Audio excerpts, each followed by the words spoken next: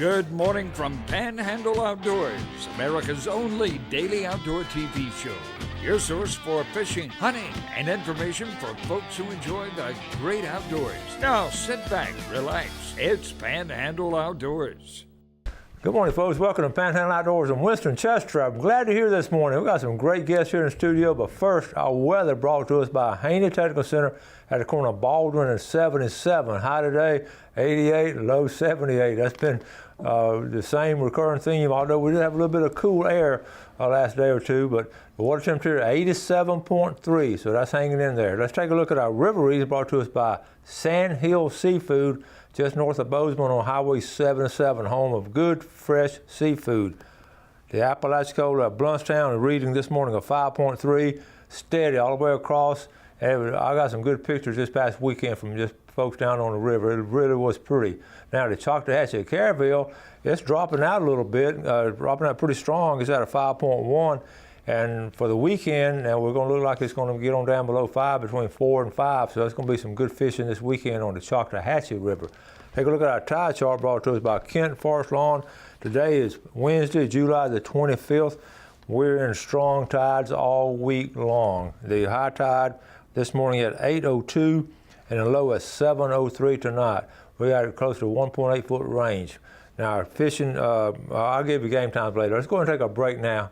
The marine forecast though is going to be coming out of the west. It's going to start off out of northeast and switch to the west at about 5 to 8. Let's take a break now. We'll be right back.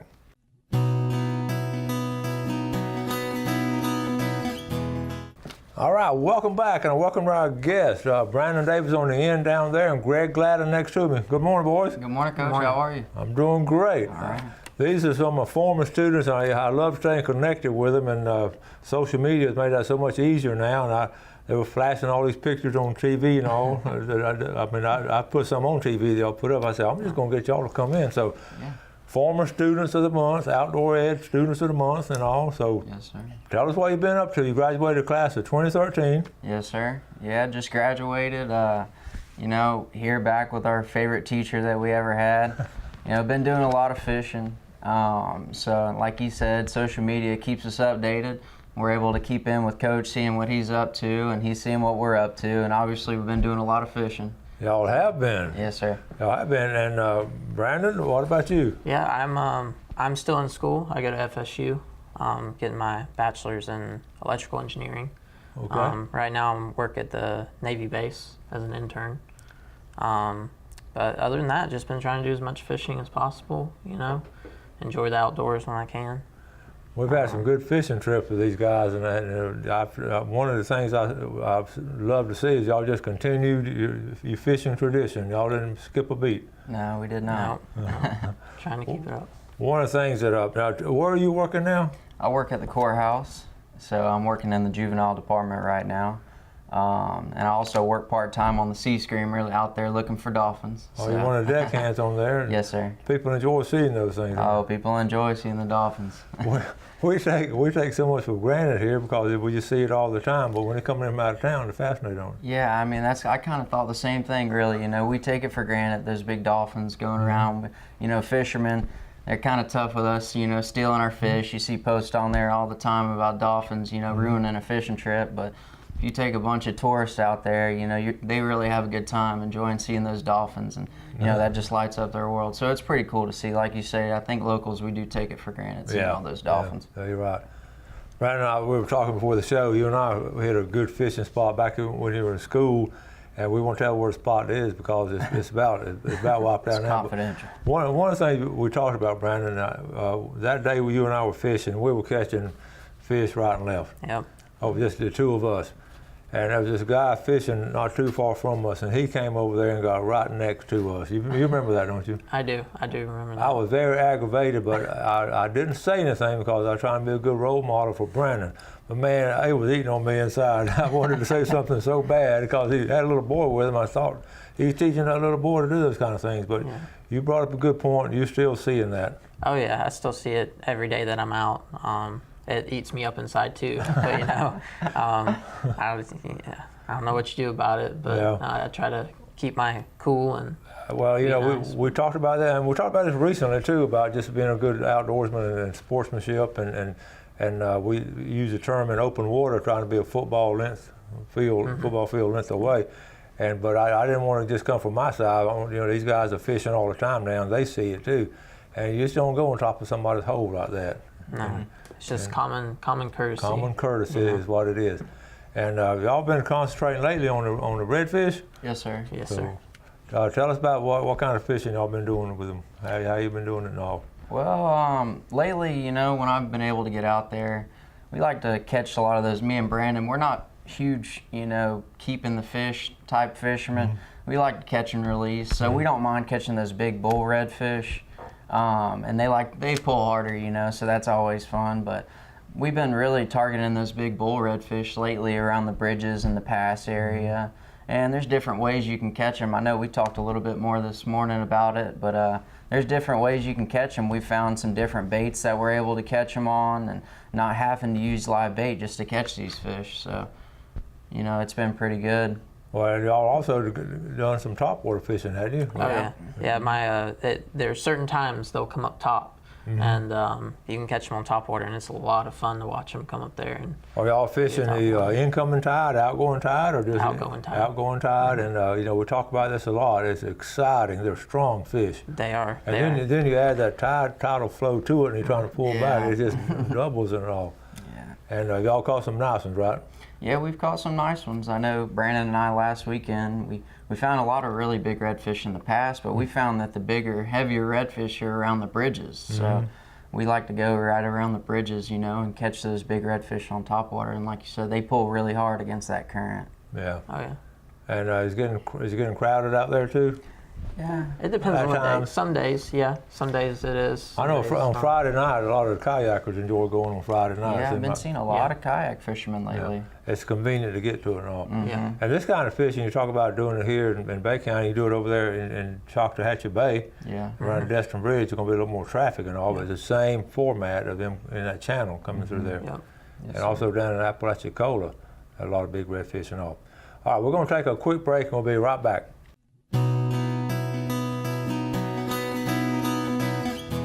Welcome back. Sitting here with two of our former Outdoor Ed Students of the Month, Greg Gladden and Brandon Davis, and these young men now.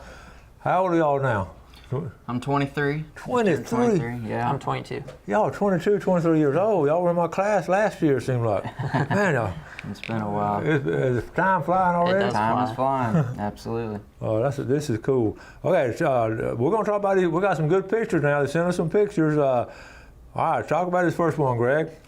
Well, so I got a new flats boat last year. That's my little 17-foot Pathfinder I'm fishing on, and I wanted to take this picture. I don't have to take a picture of every fish I catch, but this one right here I wanted to take a picture of because it was the first redfish I had landed on first bull redfish I had landed on my new boat. And Oh, cool. I got my little puppy there. That's my 7-month-old black lab. And so I wanted to take that picture, just a lot of things that were important to me. And that right there is a really big redfish. I would guess anywhere between, 30, 35 pounds.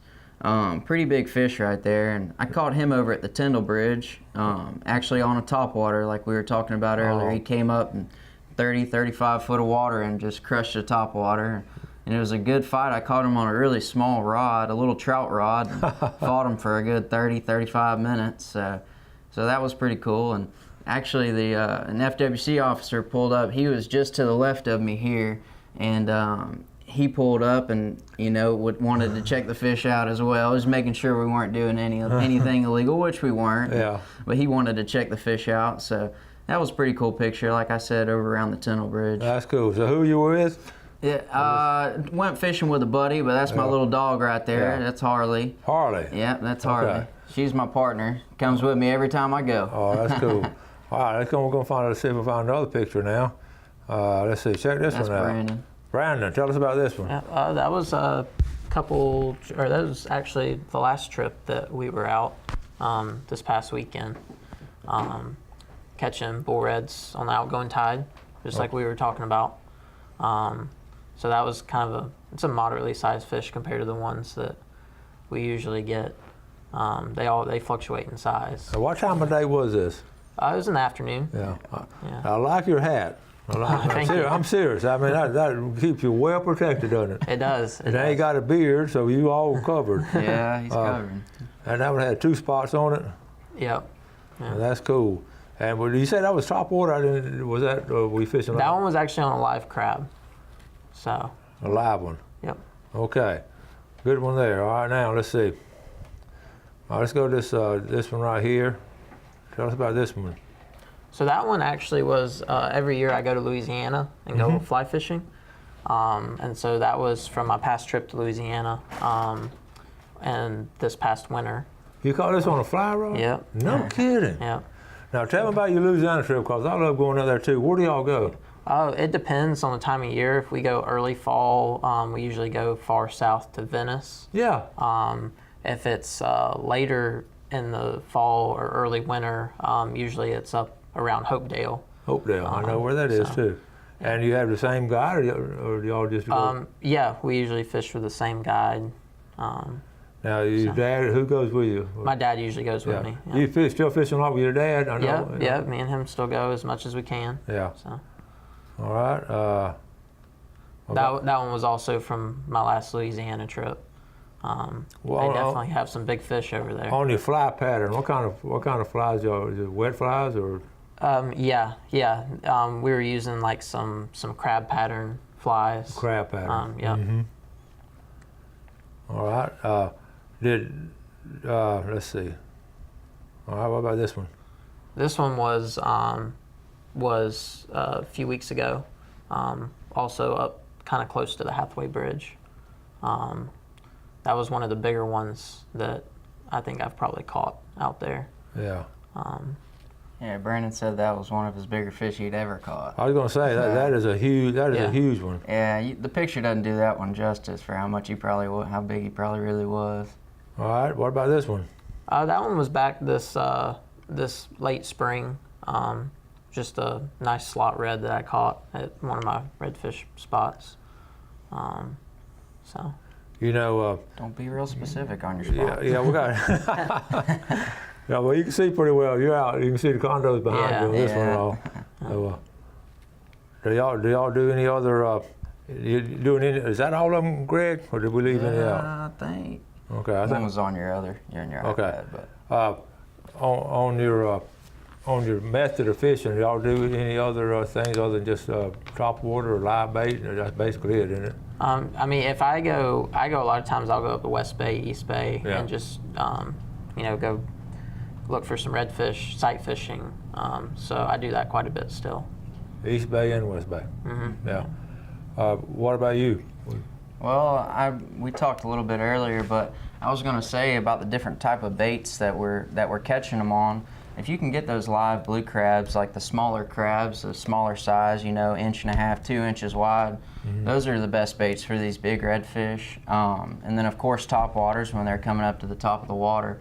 But I was digging through Brandon's tackle box a couple weekends ago and found a DOA crab that was about an inch and a half long. And he said he'd never really caught anything on it, didn't use it that much. And so I figured if they're eating these little live blue crabs, I might as well try to throw one of these things. And so I tossed it in there, and not but 30 seconds later, I hooked into fish. And when we both tied them on after that, catching them one after another on these little DOA crabs. So, you just never know what bait's going to work out that day. And we found a new one that they like to eat. So that's why you have a tackle box. You keep all kind of stuff in there, and like I say, you might not use for a year or two, and then all of a sudden it pops out like that. Probably 90% of it I don't use on a normal basis, but you always have it in case you need it.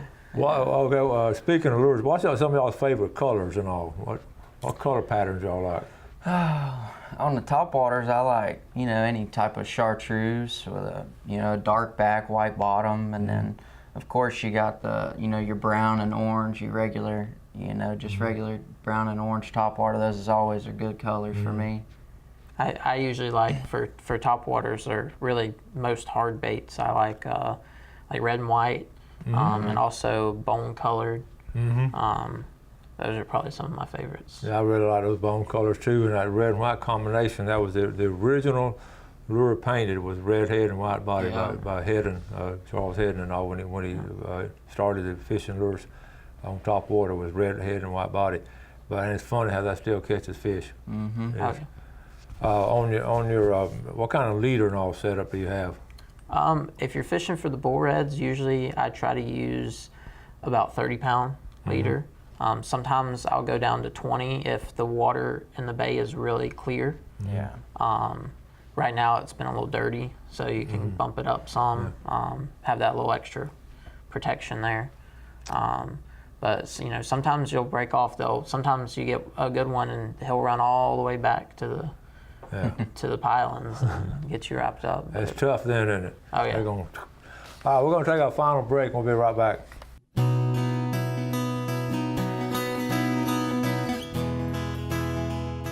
Okay, welcome back. So here with Greg and Brandon. Well, let's look at a fish and game forecast today brought to us by Blue Water Outriggers down in Port St. Joe. Our time is smack dab in the middle of the day. 11:09 to 1:09. And then there's another one, 11:38 to 1:38 tonight, okay? Tomorrow is going to be in the middle of the day. I'm checking that out. One more picture, Greg. That's a great picture there. Tell us about that one. Yeah, that's a couple weekends ago, Brandon and I went. That's just another picture of a big redfish that we caught. I think in total we caught 13 bull redfish that afternoon, and it didn't take us but a few hours to do it. Oh, cool. And only reason we left is because our arms got tired. So. That's a good reason to leave. Yep. All right, you're telling me y'all sort of experimenting on some other, cause y'all are fishermen at heart. I know y'all started fishing when y'all were kids, right? I mean, you fished your whole life. But you've talked about trying out some tarpon. So tell us that story. Yeah, so I've never really targeted tarpon, actually gone out and tried to catch a tarpon myself. I mean, I've hooked them in, past fishing trips, but never actually gone out and targeted the fish. And Brandon said he had a good head on them and knew where they were coming in and how we could catch them. So we went out there to first try to target one, and we go out and anchor. He's got a shallow water, motor guide, trolling motor, right, shallow water anchor. And so he goes out there and we anchor up on that second sandbar, and Brandon said this is the way they're going to come in. And sure enough, just one after another, tarpon swimming into the boat, and they were practically bumping their heads on the trolling motor. So it was a pretty good day. We never actually did hook a fish, but I counted, I would imagine, anywhere between 30 and 40 fish that day. And wow. It just it's real hit or miss. I figured it out. It's real hit or miss with those fish. They got to be in a feeding frenzy just to be able to hook one. And sometimes they're cruising low on the bottom, and when that's the case, they're kind of hard to bite. They're really picky about what they want to eat.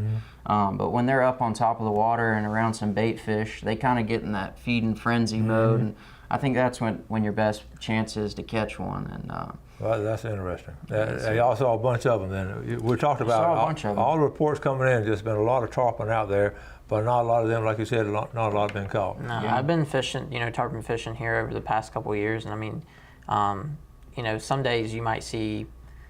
Some days I've seen probably 100 fish, and you might get one that will eat. And well, how did you catch that one? I mean, what do you like to throw? It just depends. I have some hard baits that I'll throw with them. Yeah. Sometimes I'll live bait fish. Yeah. I don't do it very often. I've been trying to get one on the fly rod. Haven't got one yet, but that's a challenge. Yeah. The old timers had these big old tarpon plugs about that big, and I remember when I was collecting, I used to collect some. Most of those guys were like in South Florida, but they had some big old tarpon plugs, and they'd sling it out there too. And they really caught them. Okay, now have you caught any bycatch, any flounder, trout, anything like that? Y'all been doing anything with any kind of other fish y'all been catching? Yeah, I mean, every now and then, of course, when you're throwing, grubs or something on the bottom, you're going to run into the occasional flounder. So every now and then I do catch a pretty nice flounder. And then, of course, trout, on the flats. It's always good to go out and throw maybe a, live shrimp or something under a popping cork. That pretty much gets them every time, if you can find a good trout hole. And I hadn't done too much of it this year, but the trout are out there and people are catching them. So. Yeah, I haven't. I usually catch a few, as bycatch when I'm red fishing, but no really big ones to speak of. Yeah. But they've been pretty good size. I've noticed that they seem to be getting a little bigger steadily. You know, usually when you'd catch them, there would just be a lot of really small ones. But now they're steadily kind of in that slot limit, that 15 to 20 inches. So. That's cool. All right, now I'm going to go back to like your classroom days. Now I'm going to ask you the same question. Now, what, even at this point in time in your life, what's your goals? What you plan on doing? What's coming up and all? Greg, what's your goals and all? Well, you know, my goal right now is to finish school. I'm still working on classes and everything right now, and of course I'm 2 years at the courthouse in September, so I'm trying to stay there a little while and get some work experience under my belt, and then just see where life takes me, pretty much. Okay. Yes, sir. My goal is to finish school too. Try to fish as much as I can along the way. After I graduate, I have quite a few fishing trips I'd like to go on, kind of internationally. That's fun. That leads me into my next question. Because we all have that bucket list, and even at your age, there's places you want to go. So where are some places you want to go? Some places I do like to do the occasional like brown trout and rainbow trout fishing. I usually will go up to North Georgia and do a little bit of that each year. So I really want to go to Argentina, and they have some trophy trout fishing down there, and I really would like to do that. That'd be fun. Greg, what's on your bucket list? Well, my bucket list, I would say I got some hunting trips planned. I want to go do some duck hunting out west somewhere. I would like to do some, different type of waterfowl hunting. I'm going to go to West Virginia this year. I got a buddy that moved up there, and so we're going to go shoot some geese and maybe some mallard ducks. So I got some big hunting trips planned upcoming this winter. Now that sounds like a lot of exciting and fun things sir. to do. Well, fellas, I know y'all got to get to work and all, and we appreciate y'all getting up early and coming on the show. We appreciate you having us, Coach. Always great to see y'all. Always Thanks good for to see having you. us. And y'all stay in touch and keep sending those pictures. When I show these pictures, I'll sort of relate to who I'm talking about. These boys are good outdoorsmen, and they're going to be part of your lifestyle the rest of your life, I know. Yes, sir. Yes, sir. So thank you all coming on. Folks, we appreciate you watching Panhandle Outdoors, and we ask you today to do something good for your fellow man. Enjoy the great outdoors, and as always, when you do something good, do it with an open and free heart. Have a great day, and God bless. Thanks for watching America's only daily outdoor TV show, Panhandle Outdoors with Winston Chester, featuring hunting, fishing, and other activities and information to help you enjoy the great outdoors. Join us next time for Panhandle Outdoors.